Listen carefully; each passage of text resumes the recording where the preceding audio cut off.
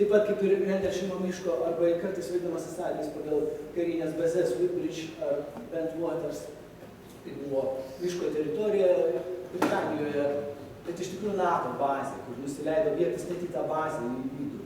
Tiesiog bazė nusileido objektas su visa dokumentacija, su galimybių paliudijimais, su viskuo, ir labai gniaužtas, stabdytas įvykis, bet buvęs Britanijos krašto apsaugos toks pareigūnas, kuris kaip tik buvo vadovas departamento atsakingo už NSO pasirodymus ir visą tą medžiagą, Nick Pope, jisai išėjo, kai uždarė departamentą, jie atleido iš darbo, jisai supyko 2005 metais ir pradėjo labai reikštis, kiek jau jis gali, nepažįsdamas savo pasižadėjį, savo duotų įžadų, kaip tai vadinasi. Jis net parašė knygą va šiemet apie tai, jis laiko, tai vienas iš svarbiausių Britanijos atvejų, absoliučiai užtikrintas, nenuginčiamas. Nors niekas negali atsakyti tiksliai, kas tai buvo per objektas. Apie tai nėra kalba, bet nepaisant to pats faktas yra absoliučiai nenuginčiamas, prieš 100 metų. Belgijoje buvo didžiulė NSO banga keliose miestuose ir daugybė liudininkų filmuotos medžiagos. Ir aišku, pats vienas iš žymesnių, aš jau nekalbu apie Roswello atvejį, galbūt dar plačiau žinoma, jau tapusi ne tik ufologijos klasika, bet jau popkultūros dalimi. Tai būtų, kaip minėta, daugiau tokių atvejų, bet Vašingtonas buvo, gal dabar yra primirštas, bet tai vienas iš tų atvejų, kaip sakoma, kodėl nenusileidžia NSO baltųjų rūmų papėdėj, nenusileido, bet skraidė, tai aplink iš tikrųjų ne kartą ir labai efektyviai, ir buvo nuotraukos, daugiau galėsiu žiūrėti tarp vieną kitą nuotrauką, bet tai bus įdomu. Aš šiaip atvirai pasakius nusileisti, tai jie jau net ir tada buvo pakilo lėktuvai ir bandė juos perimti ir šaudyti, kaip mes žinom, tą reakciją kiekvienos, aišku, gynybinės struktūros, kiekvienos valstybės būtų tokia pati. Kas pažeidžia oro zoną, tas yra atakuojamas be jokių ten ypatingų klausimų. Taip, kad nusileisti papėdėje ne taip ir lengva, kaip pagalvojus. Aš turiu klausimėlį. Iš 5 tų pasirodymų, tų pavyzdžių, yra 4 susiję su militariniam struktūrom ir tik vienas susijęs su paprastais žmonėmis, ne? Taip specialiai išėjo, ar tiesiog militaristai susitinka daugiau matomų formų? Militaristai taip susitinka nemažai. Labai daug atvejų, pavyzdžiui, kai NSO pasirodo ir buvo visais laikais prie branduolinių ginkluočių vietų. O kodėl taip vyksta? Žmonės, kurie palaiko tą idėją, kad tai yra tikrai realūs įvykiai ir kad tai yra objektai tikrai nepriklausantis žemietiškai civilizacijai, tai jie laiko, kad kažkas tiesiog jaučia nerimą, domisi, stebi ir net ir žiūri šiek tiek. Tokius nelabai gerai išsivyščiusius žmonės, ypač jų karinius vadovus, kurie būtų neprognozuojami ir būtų pridarę gal daugiau, negu jeigu ne tokia truputį globa ir pagalba iš šono. Čia toks maždaug dalykas. Bet čia taip sutapo gal. Šiaip tai yra nemažai aišku atvejų stiprių ir gal dar tas, kad kai karinė dokumentacija yra apie įvykį, tai aišku, tai yra taip pakankamai lyg svaru. Man atrodo, jeigu jau ištraukia iš karininkų net jų dokumentaciją, tai jau įspūdingiau negu kad kai kažkokie miestelį įvyktas. Tai dar galim žiūrėti keletą fotografijų ir galite jau gal kažką dar gal kas norėtumėt pasakyti. Aš labai jau nenorėčiau įsiplėsti kur nors detaliai, gal geriau tai, kas jums aktualus, sakykime, mes galėtume aptarti pagal jūsų klausimus. Paklausti, kažkoks yra, čia minėjo, buvo prieš kažkoks susitikimas, gal yra kažkoks tai, kaip kanalas ar Facebook ar kažkoks puslapis, kur galėtum sužinoti apie kažkokius galbūt, ufologų susitikimus ar kažkokius tenais, kažkokius vykdomus gal... Lietuvoje? Jo, Lietuvoje. Lietuvoje, Europoje, pasaulyje. Aišku, ko čia yra? Tai galybė. Tai jo, Lietuvoje. Lietuvoje, čia buvo bandoma tokia konferencija Para-X vadinama, buvo daroma, kur, aišku, jinai buvo pradžioje galvota, kad tai bus labiau ufologinė, bet išėjo tokia kaip paranormalių reiškinių, paranormaliem reiškiniams skirta tokia konferencija. Bet tokie dalykai vyksta, galima per Facebooką, sakykime, kontaktuoti. Čia tiesiog savo jėgom entuziastai paskleidžia ir va taip bando. Tokių centrų kokių arba tokių net svetainių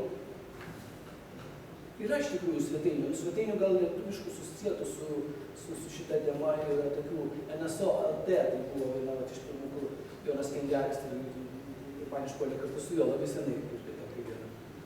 Po to buvo Ufolog LT, Anomalija LT ir viskas. Tai yra tokios. O kiek iš jų gyvų yra dabar? NSO LT veikia ar ne? Veikia, bet jinai gal ne taip atnaujinami. Ten toks vyksta forumas, šioks toks sukas, nes jis labai laisvas, ten rašo kas nori. Tai tokia gyvybė yra, bet medžiaga tai gan tokia nelabai atnaujinama. Ir kartais ne visai susijęta su tuo, neaktualiam, kokiam ten nėra taip atnaujinamas. Galima žiūrėti ar šiek tiek į tas nuotraukas dar kol kalbam, ar kas dar sugalvosim tokių idėjų. Čia, pavyzdžiui, mes galime žiūrėti viena iš seniausių, kaip teigiama, galbūt seniausia NSO nuotrauka 19 amžiaus Jungtinėse valstijose. Tokio, taip atrodančio objekto, daugiau kaip cigaro formos vadinama. Čia dar kartą tos senos nuotraukos, tokios,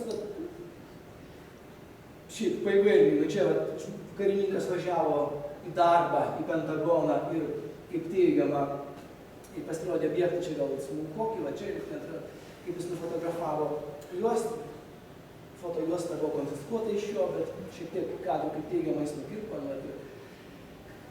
ir parodė. Kas įdomu galbūt su senomis nuotraukomis susidūrus, kad čia atpuola daugelis dalykų, atpuola satelitai, atpuola išvystyta be galo karinė technika, su kuria galima supainioti NSO, sakykime, šiais laikais.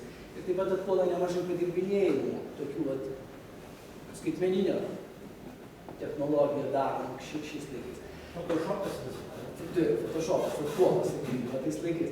Yra, aišku, būdų, kaip ir tais laikais padirbinėjo, be abejonės, ir tokių tiesioginių, kaip kabindavo fizinių, ir su dviguba ekspozicija ir taip toliau. Aišku, visais laikais galima buvo kažkaip su fotografija pridaryti, bet yra kai kurios teigiama čia labai autentiškas, pavyzdžiui, kaip šitą daug kas tvirtina ir pažįsta tą žmogų, kuris darė teigiamą labai, bet viena iš tokių labai patikimų nuotraukų, aš stengiuosi tokių daryti, bet daugiau, kurios būtų patikimas. Čia jau dailininko iliustracijų mes perinam į tą, kas buvo minėta, į kontaktuotojų atvejus. Vienas iš jų Billy Myers, toks labai įspūdinga istorija, Šveicarijos fermerė, čia mes esame kalbėję dar anksčiau, apie tai įdomu tai, kad tą istoriją ilgai aš čia neįsiplėsiu dabar, bet ką jis pasakoja teigia ir jis knygas parašė apie tai, bet įdomu tai, kad jis pateikė galybę nuotraukų, būdamas jau tuo metu vienarankis, Šveicarijos fermeris, galybę nuotraukų. Ir būna kartais nepakanka ryškumo, nepakanka fokuso NSO nuotraukom, tai Billy Myers pateikė per daug geras nuotraukas. Niekas nenorėjo pripažinti, nei medija, nei ufologai, kai kurie, dauguma iš principo nenorėjo pripažinti. Bet nepaisant to, tos nuotraukos tapo istorinės, skandalingos, Japonijos televizijoje, dar kai kur, galbūt Europoje mažiau, bet iš kitų šalių atvažiuodavo, pastilydavo interviu ir darė apie jį filmus. Galybė tokių nuotraukų, čia labai įdomu, čia maždaug 76-75 metais jis pridarė, jis teigia, kad Šveicarijoje tie objektai lankėsi, darė įvairiose vietose, įvairių būdų teigia, kad jie leidėsi pas jį, tai nuotraukos ypatingos kokybės. Kai kurios, aišku, labai jis tai atrodo nejaugi tai tikra, bet kai kurios, aišku, taip, kai kurios gal galima pakabinti, kai kurios yra tokios, kur galima pakabinti objektą, kai kurios galbūt, kur visgi sunkiau jau pakabinti objektą, bet kaip tai bebūtų, Billy Myers įdomus savo tikrai spūdinga vaizdinė medžiaga, kokia jinai bebūtų, netais viską pavyko, tai aš čia dar iš seniau turėjau, bet kad grįžti ir kad šiais laikais viskas yra taip, šiais laikais tai yra, sakykime, viena iš naujesnių fotografijų. Ir tie patys modeliai vadinami skraidančiom lėkštėm, čia Bob Lazaras, vienas iš žinomų ufologijos žmonių pramonės sportinių modelių, tai jie iki šiol tikrai yra tie patys, pasirodo čia, kad klausimai, kodėl tas pats modelis, tikrai labai ta forma, vis ta pati daug metų, taip iš tikrųjų taip yra, bet įdomu, kad sakykime, 63 ten ir dabar panašus objektai. Tai čia šiaip toks pastebėjimas. Dar vienas iš kontaktuotojų, Josh Adams, Amerikos pagarstėjas, kuriozinis žmogus, ir jis tai ten buvo visai tyrinėjamas, interpretuojamas ir jo pasakojimai keisčiausias padarė nuotrauką, įdomu, kad jis pateikė labai įdomių schemų.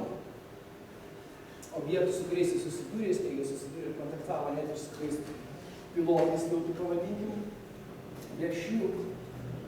Ir tai jis pateikė 1952, dabar kur kas atrodo rimčiau fiziką negu tada, tada tokiu išėjo. Turint minty pačią įrangą, energiją, tokia naudojama skraidimo aparatų ir taip toliau. Tai netgi panašu yra su dar viena sfera įdomia, tai nacių Vokietijos nesovai. Labai daug irgi medžiagos apie tai yra internete ir šiais laikais, tai yra anksčiau knygose ir kitur jau po antro pasaulinio karo iš karto ta informacija nebuvo labai taip jau skleidžiama, nebuvo sposta turbūt kiek įmanoma, bet po truputį vis labiau išeina. Ir mes turėjome daug dokumentacijos, kur kaip teigiama nacių karinė vadovybė bandė kurti objektus, kurie įtartinai labai panašus yra į tai, ką mes vadinam jau dabar skraidančiom lėkštėm. Yra daug dokumentų. Nėra aišku oficialiai be abejonės, nieks tokio objekto, bent mums žinomose vietose nėra atradęs, kad laikytų muziejuje karo, bet dokumentacija tai įspūdinga pasirodo. Dar iš naujesnių nuotraukų viena kita. Čia labai prabėgom, bet mes galėsim grįžti bet kurią temą ten ir galbūt ką norėsim ten šiaip paminėti.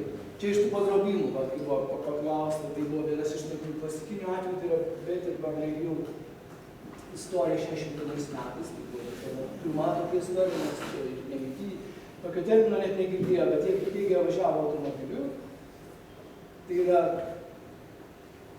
juodaodžio ir juodaodės pora, dėl ko buvo, jau vien dėl to, taip sakant, ta istorija buvo nelabai noriai įsileidžiama ir kritikuojama, bet jie laikys iki pat galo savo, bet jie, pasakojimas tos, jie važiavo labai trumpai, tai jie važiavo automobiliu ir pamatė objektą, kaip čia pavaizduota dainininko ir buvo paimti pasisvečiuoti, taip sakant, ir paleisti atgal. Ir daug įdomių su to susieta niuansų, čia daugybė istorijų, su to susieta yra filmas, ištisas padarytas apie juos meninis, netgi tais laikais, bet šiaip labai toks nekovas. Čia įdomus momentas, kad, pavyzdžiui, Betty Hill, ta moteris, kur matot nuotraukoje, jinai nubrėžė schemą, kaip jai svečiuojantis tam kosminiam laive, pilotas nubrėžė, iš kur jie atskrido ir tuo metu ne visas buvo žvaigždės atrastos. Toj schemai, kurį nupiešė, astronomas vienas, kuris pritaikys, pamatė, kad tai galėtų atitikti, tik tai, kad kai kurios žvaigždės buvo atrastos vėliau, negu tais laikais, kaip Betty Brahe. Tai šiaip, čia yra daug ten įdomybių, aš tiesiog parinkau kai ką dar. Galbūt galim žvilgti tiesiog į tą variaciją formų, kokius objektus mato žmonės ir įvardina kaip NSO, nes kartais, taip dabar minėjom, kad dažnai lyg ta pati skraidanti lėkštė, iš tikrųjų visgi yra galybė įvairiausių objektų. Galybė, aišku, panašių lėktuvus yra ir panašių, kad praktiškai ką tik nori. Ir dydžiai varijuoja ir viskas. Galybė pranešimų per ypač jeigu čia aišku, per kokį 50 metų, jeigu ilgiau pateikti eskizai, kaip tai atrodo pagal žmonių pasakojimus, pagal liudijimą. Netgi dar čia programos pabaigoje įtrauktas toks fenomenas dronų vadinama. Tais laikais dar tie dronai dar buvo labai išplitę, bet mes taip populiariai kultūrai dar nekalbėjome apie tos karinius dronus. Bet 2007-2008 metais pasirodė keistos nuotraukos, išmušė visus ufologus. Ir teko skaityti iš vėžių, nes žmonės nufotografuodavo dažnai mobilių telefonų vienoj valstijoje, čia Jungtinėse valstijose, kitoj valstijoje visai nepriklausomai nepažįstami vienas ar kito liudininkų yra, kurie pasakojo, kaip tai buvo. Tai ne kompiuteriniai įmedžiai, tai panašu, kad visgi tikrai nuotraukos, kas tai buvo per objektai, jie tokie buvo, čia iš apačios nuotrauka, jie praskrisdavo be garso, nestaigiai, taip pat praplodavo, kaip teigiama, kaip pasakojama, arba galėdavo dingti staiga, pakankamai žemai, kaip čia matosi. Tas fenomenas pasirodė, keistesni tokie buvo, dingo. viskas tyla. Jokių daugiau, nieks nematė, jokių pranešimų. Tais metais, keliais metais pasirodė. Bet čia tokių variacijų, kad visgi vyksta ir formos tų objektų, su kuriuom susidūrė žmonės, ir kartu ufologai, kurie domisi, tai yra galybė. Čia norėjau šiek tiek jau yra tiesiog paminėjimas to projekto, Disclosure Project buvo vienas iš tų pirmų, kuris vedė tą egzopolitiką vadinamą, tai yra kaip tokia visuomeninės transformacijos iniciatyva, kaip jie vadina, kai jau yra kalba apie išviešinimą dokumentų. Jau neina kalba apie tai, kad galvoti, ar pamatysim kažką skraidantį danguje ar ne, bet yra viena kalba apie dokumentaciją, tai ne kalba spausti valdžią, taip tiesiog tariant, kad jinai išviešintų, ką jinai žino, kas tai bebūtų. Tai būtų, pagaliau turbūt tai būna galbūt ufologų klaida, galbūt tai kažkas žemiškų, galbūt tai gamtos reiškinys, bet jeigu dokumentacija buvo nuslėpta ir jeigu išaiškėjo, kad karinės vadovybės labai domėjosi, tai oficialiai teigia, kad jos nesidomi. Pavyzdžiui, Jungtinėse valstijose apie 69 metus projektas Blue Book, tai toks oficialus projektas, kuris tyrė NSO. Tai buvo surinktas simpoziumas universitete Kolorado ir buvo nuspręsta su mokslininkais kartu, kad nieko įdomaus nėra, valstybėje jokios valstybės grėsmės nesukelia šitie įvykiai, nieko mokslo naujo nepasako, mes projektą uždarėme. Tai nors nepaisant to, kad jie teigia, kad taip yra, kad tai buvo padaryta, kad jiems tai buvo nieko įdomu, dokumentacija, kuri vėliau buvo išviešinta, rodo, kad interesas buvo didžiulis ir buvo rimtai dirbama, aišku, jau tose tarnybose. Taigi, pareikalauti iš jų yra ko.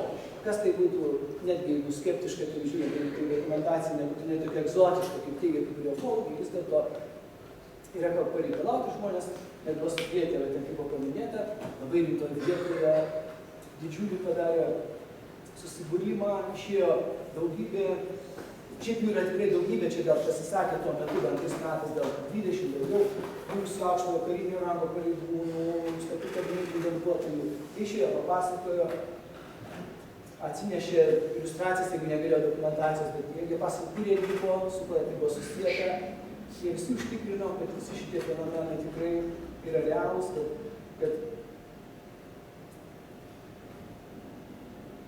tyrimai vyko visada ir kad informacija buvo nuslėpinėjama visada.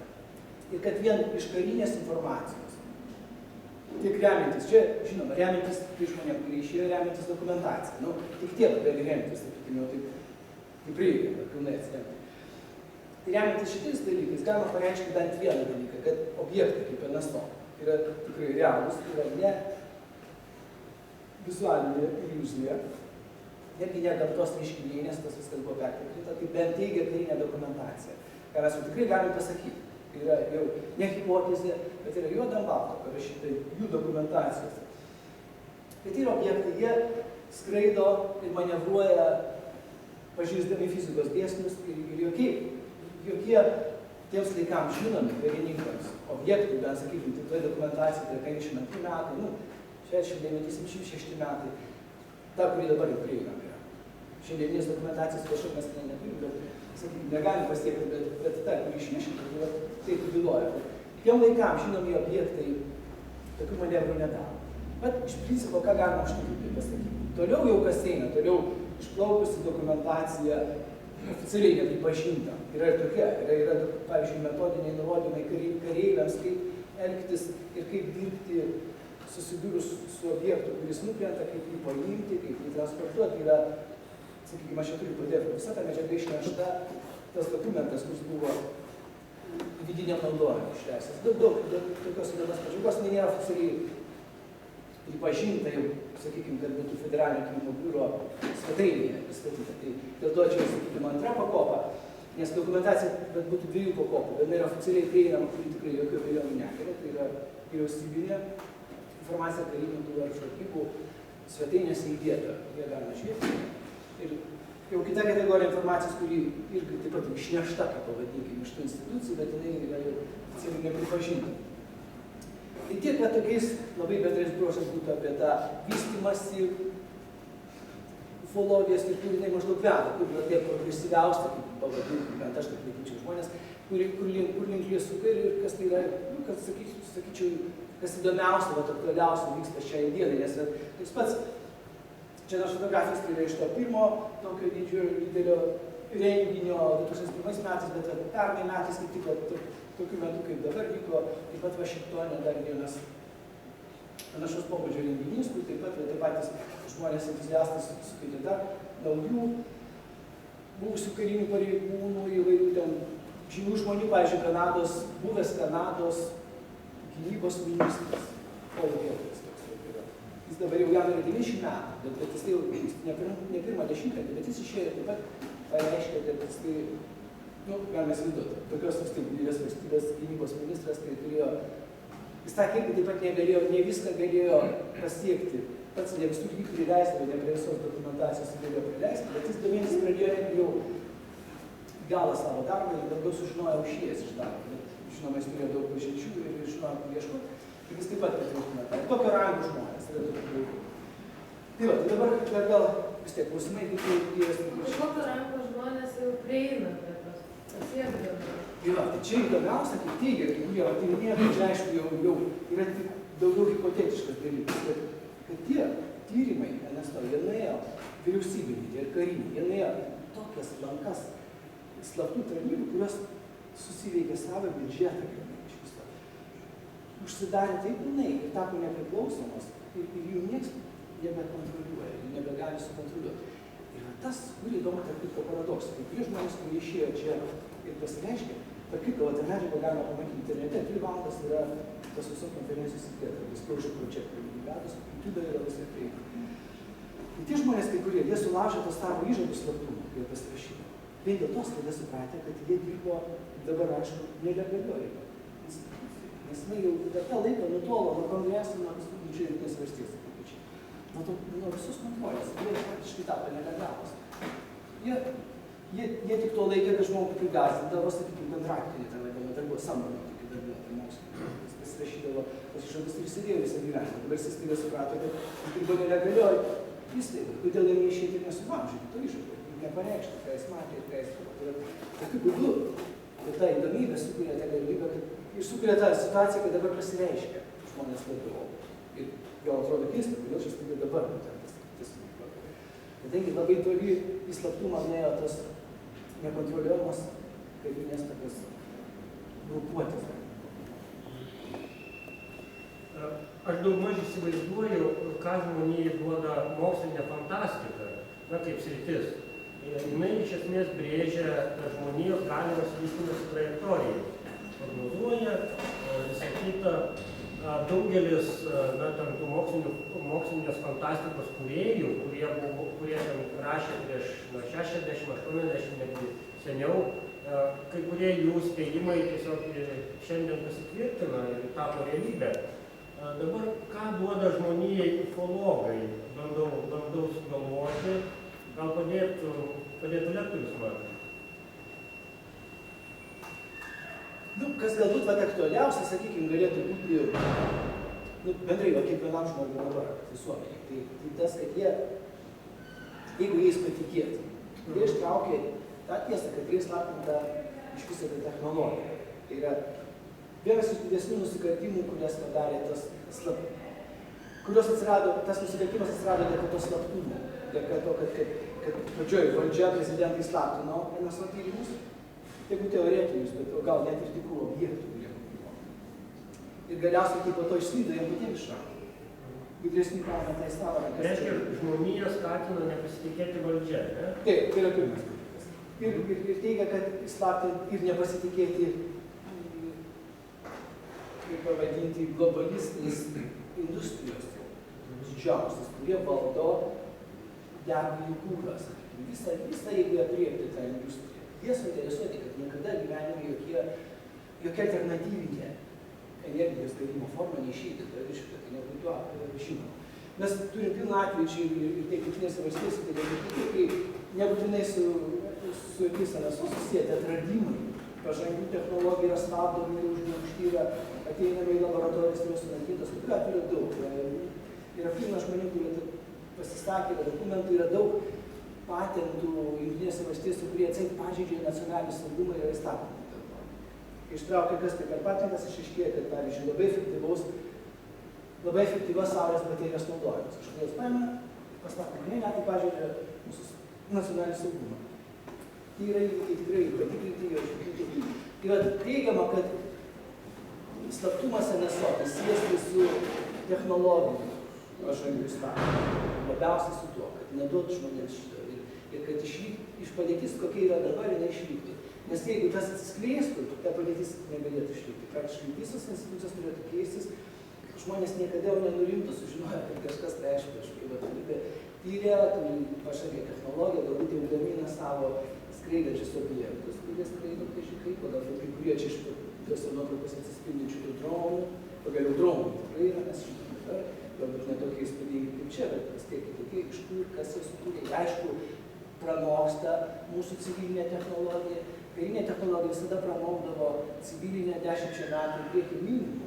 Pavyzdžiui, žinoma tiksliai, kad kompiuteriai pagal savo greitį, kariniai, kurie buvo naudojami, jie kai kur slaptos grupuotės, jie 30 metų priekį viršydavo, tos, kurie civiliniai srity buvo žinomi. Tai tie dalykai visada vykdavo, bet jeigu dar turim kurti, kas dabar yra, kas būtų, jeigu jiems būtų kas egzotiška technologija galbūt iš kitur. Yra labai daug patvirtinimų, leidžiančių manyti, kad labai galimas daiktas, kad taip yra buvę. Ir kad būtent dėl to yra skelbiama. Kad ne tik tai, kad jie sukeltų sąmyšį žmonėms, tiesiog reiktų perruošti savo pasaulėžiūrą, visą akademiją įsižiūrėtų, kaip čia tada traktuoti žmonės istoriją. Jeigu staiga yra tokia, tada visatos, dar yra kita visata, viskas keičiasi, viskas keičiasi, religija, pasaulėžiūra, viskas keičiasi. Bet išlenda technologijos. Žmonės pamato, jeigu jums yra prieinama šitą technologiją, jūs su ją susitikėtumės, ją tyrinėjote. Bet kita vertus, gal ufologija daro ir meškos paslaugą žmonijai. Žiūrėkit, kad taip, ufologai daugiausia teigia, kad tie ateiviai yra progresyvūs, pažangus technologinių požiūrių, labiau negu žmonija. Ir jie mūsų, kaip pats sakė, globoja tiesiog. Tai reiškia, kad mes, kaip žmonija, mes galim nieko nedaryti, nes mūsų globoja beveik dieviškos būtybės, tai yra ufonautai, ir jie mus neleis padaryti kažkokių blogybių, ir todėl mes galim būti ramus ir praktiškai piršto neįjudinti. Čia labai geras pastebėjimas. Yra tokia banga, ir netgi susikūrė kultai, kurie dažnai kartais suplaka su ufologija, tai kaip vieną, pavyzdžiui, ten realistų judėjimas, o jis yra Lietuvoje, tai yra viso. Kurie realistų, Rael, nuo pavardės Rael. Tai yra, jie tiki, pavyzdžiui, kad jie tikrai yra, bet jų yra Raelis, kažkoks prancūzas, kuris prisistatė, kad jis kontaktuoja su viena jau ten rasė ateivių, kuri vienintelė yra, kuri yra vienintelė teisinga, ir jie atskris, ir jis ruošia juos, savo tos narius sektorius šitam susitikimui, jie stato ambasadą, ministrą ir taip toliau. Tokių kultų ne vienas buvo, ir tas liūdniausiai pagarsėjęs vienas kultas yra, kur savižudybę baigė daugelis narių, kaip daugelis girdėjo iš pavyzdžių. Kevin Gates, čia prieš 10 metų buvo. Yra tikrai, ir tiesą parinti tokių, tikrai dar pastebėjau. Žmonių tokių patiklių iš karto tokių religinė asociacija vedamų nusiteikimų sukūrėmi va tokie, pavadinim, grupai, bet iš tikrųjų tokias sektas, didžiulės, kartais labai rimtos, kurios įtraukia žmonės ir tas suvelia, žiūrint, aišku, kai tai yra suplakama, žinau, kad ten, pavyzdžiui, Lietuvos televizijai buvo, kad į vieną laidą tas sujungta, ufologiniai dalykai su tokia sekta, tai labai tada keistai žmogui gali atrodyti, kuris pirmą kartą mato.